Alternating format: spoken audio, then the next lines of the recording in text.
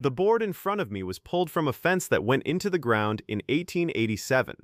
I know that because the deed says so. No rot, no gray. The grain is tight and dark, and when I press my thumbnail into the wood, it does not give, not even slightly.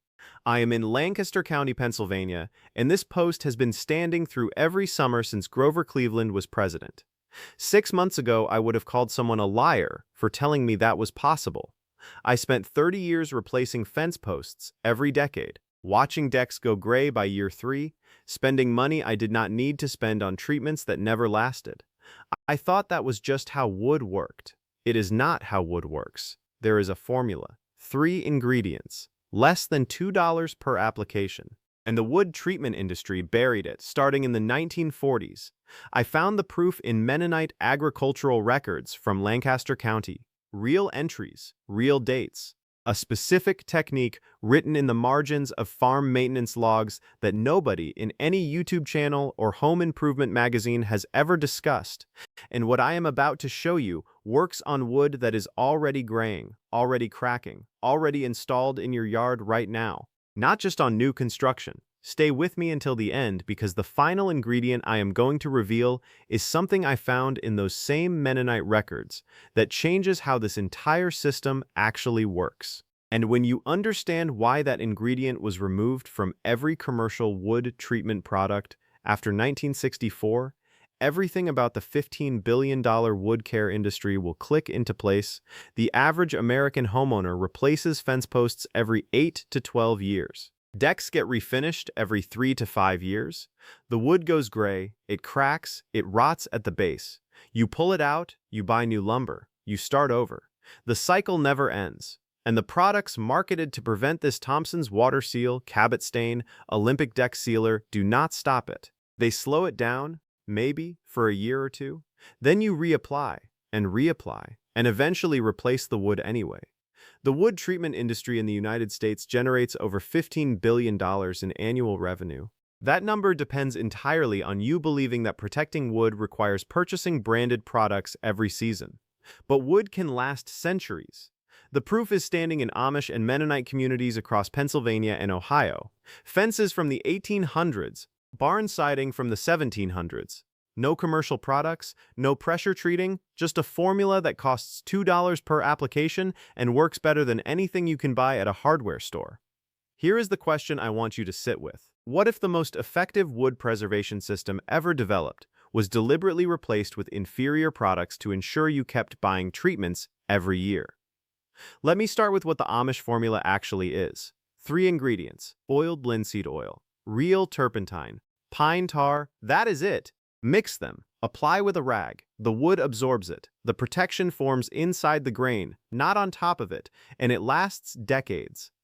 Boiled linseed oil is pressed from flax seeds and treated with metallic drying agents to accelerate curing. It is a triglyceride with an extremely high concentration of alpha-linolenic acid, a polyunsaturated fatty acid that reacts with oxygen inside wood fibers through a process called auto-oxidation. Those fatty acid chains cross-link with each other and form a flexible polymer network that fills every microscopic pore from the inside. Penn State Extension researchers confirmed that boiled linseed oil penetrates up to 4 times deeper into wood fiber than polyurethane. 4 times deeper. And unlike polyurethane, the protection forms inside the grain, not on top of it. There is no surface film to crack or peel. The second ingredient is real turpentine, not the synthetic substitute sold at hardware stores. Real turpentine is distilled directly from the living resin of pine trees. When a pine tree is wounded, it floods that wound with resin. That resin is chemically engineered by millions of years of biological pressure to accomplish 3 things simultaneously: repel insects, stop fungal growth, and permanently seal the damaged wood against moisture. That is pine resin. When you distill it, you get real turpentine. It smells like Christmas trees. What big box stores sell today labeled as turpentine is not that. It is a petroleum derivative, a synthetic industrial solvent that shares a name with the original product and almost nothing else chemically. It has a sharp, unpleasant chemical odor. It carries none of the biological compounds that made the real product effective on wood over the long term. The substitution happened quietly during the post-World War II petrochemical boom, when synthetic solvents became dramatically cheaper to produce than harvesting pine resin at scale. The longleaf pine forests that supplied real turpentine production across the American South had been heavily deforested. The industry saw a clear opening. Replace a natural product with a synthetic one, call it by the same name, and move on. The price margins were better. The supply was more predictable, and nobody organized a campaign to inform homeowners that what they were buying bore the same label as something entirely different from what their grandparents used. Real turpentine from pine resin is still available today, but you will not find it at any major home improvement chain. It comes from specialty suppliers, sometimes imported from Portugal or France, where longleaf pine forests are still managed for resin harvesting. It costs more per quart than the synthetic version, but it is the ingredient that makes the formula behave the way it is supposed to behave. Pine tar is the third component. It amplifies everything. Pine tar comes from heating the resin-saturated heartwood of old-growth pine until it breaks down into a thick, dark, aromatic liquid. It carries every compound the tree accumulated over decades of self-defense. Antifungal acids, insect-repelling terpenes, resin compounds that bond permanently to wood fiber. When you work it into a fence post or a deck board, you are putting the tree's own immune system back inside the wood it came from. The formula is boiled linseed oil, real turpentine, and pine tar. It costs approximately $2 per application per board at current material prices. The protection is internal. A scratch on the surface does not compromise it because there is no film to crack. Now here is where the history becomes impossible to ignore. The oldest known pine tar production facility on Earth was discovered in Sweden.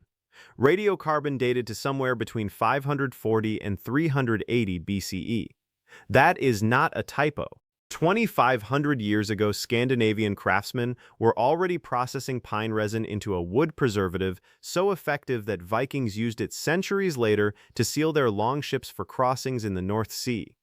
Those vessels sailed through some of the harshest conditions on Earth: salt spray, freezing temperatures, constant moisture loading, and the wood held together for journeys that took months. Pliny the Elder documented the same chemistry in 79 AD. Roman builders mixed pitch and linseed oil on structural timber because they understood something modern contractors have been paid to forget. This was not folk medicine or old wives' knowledge. This was the engineering standard of every civilization that needed wood to last generations.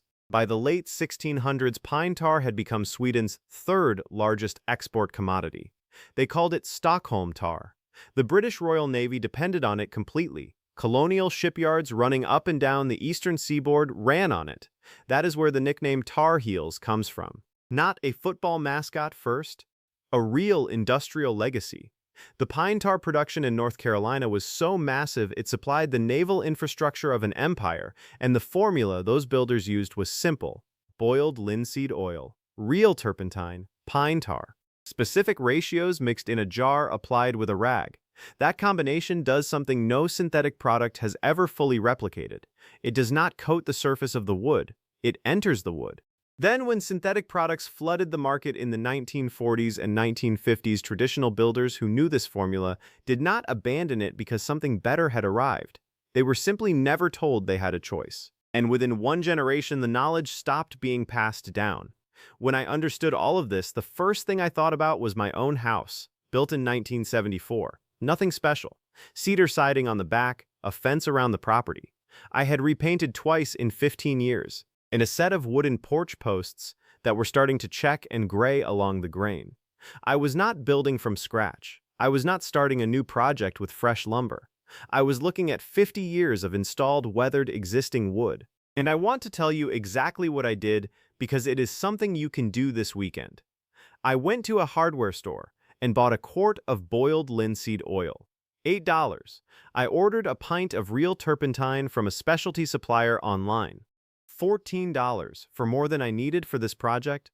I bought a small jar of pine tar. $6. Total materials, $28. Cost per application, less than $2 per board. I started on the fence.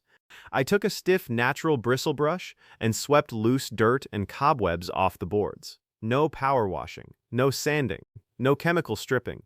I mixed equal parts boiled linseed oil and real turpentine in a wide-mouth glass jar. I added 1 tablespoon of pine tar per cup of mixture, sealed the lid and shook it for 30 seconds until it clouded into a golden emulsion.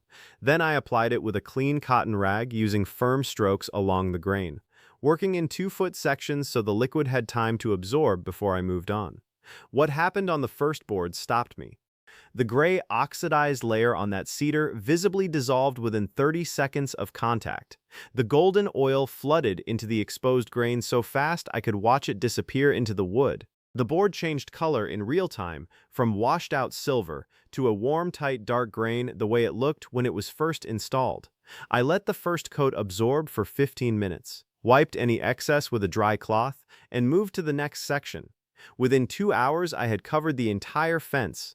Within 48 hours, the wood had settled into a color and texture that I had not seen on that fence since I moved in. I did the porch posts the following morning. Same method, same result. Then the cedar siding on the back of the house, which had been silvering and beginning to lift at the edges. 1 application, 40 minutes of work. The siding looked 10 years younger, not painted. The grain was still fully visible, changed from the inside out. For a 200 linear foot fence, the total material cost at this formula's dilution runs between $15 and $20. The contractor estimate I had received for the same job was $1,100. I did it on a Saturday afternoon, and the result was better than any refinishing job I had seen attempted with commercial products on my street. For dense hardwoods, oak posts, hickory tool handles, structural beams, there is a heat application method that takes this further. You warm the boiled linseed oil to about 140 degrees using a double boiler, never over an open flame. Then you apply it to wood you have also warmed slightly with a heat gun. Hot oil penetrates 3 to 4 times deeper than cold application on dense grain. One treatment done this way can last 10 to 15 years on a structural beam. One safety note I will not skip over because it is not optional. Rags soaked with linseed oil can spontaneously combust if left bunched in a pile. The curing process releases heat, and a crumpled rag holds that heat and can reach ignition temperature on its own. Always spread your application rags flat outdoors to dry completely or submerge them in water in a sealed metal container before disposal.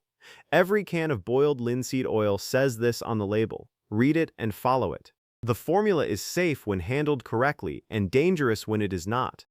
Now let me tell you why this knowledge costs $2 to implement and $15 billion per year to suppress. The wood treatment and deck product market in the United States generates over $15 billion annually in revenue.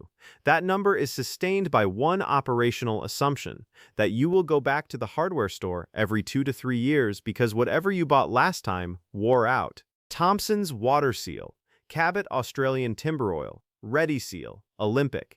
These are not fraudulent products. The chemistry functions, but the active ingredient in the majority of oil-based wood restoration products is the same drying oil mechanism that has existed since before the Roman Empire. They are selling you linseed oil chemistry with synthetic additives and a recognizable logo at a markup between 10 and 50 times the raw material cost. The Amish formula cannot be patented. You cannot patent linseed oil. It is a natural product that predates the patent system by centuries. You cannot patent turpentine or pine tar. There is no proprietary molecule, no trade secret, no intellectual property to protect. And what cannot be patented cannot generate licensing revenue. What cannot generate licensing revenue cannot be advertised. And what is not advertised disappears from public knowledge 1 generation at a time, until a homeowner staring at a gray deck types into a search engine and the first page of results is dominated by sponsored products selling him the chemistry of linseed oil in a branded bottle at 40 times the raw material cost. That is not a conspiracy. That is just a market that rewards complexity and punishes simplicity. The $2 solution does not get promoted. It has no marketing budget. It has no television commercial. So it vanishes.